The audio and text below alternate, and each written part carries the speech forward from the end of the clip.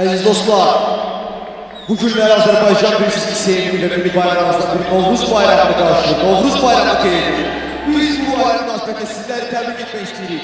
Novruz bayramınız mübarek olsun. Her zaman süfreniz ruju bereketli, canınız sağlam olsun. Bütün qonaqlarımızı sizlə tebrik edirik ve isterdik bizim bu bayramın şerefine bir gür alkış gelsin. Novruz'un şerefine.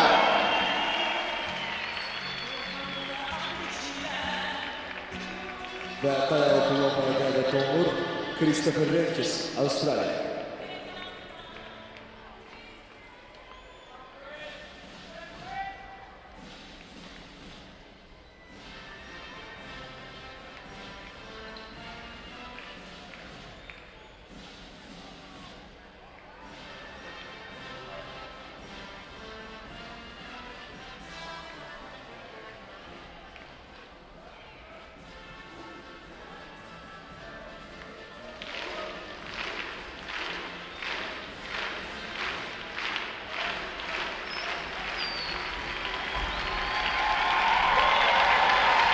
Bravo.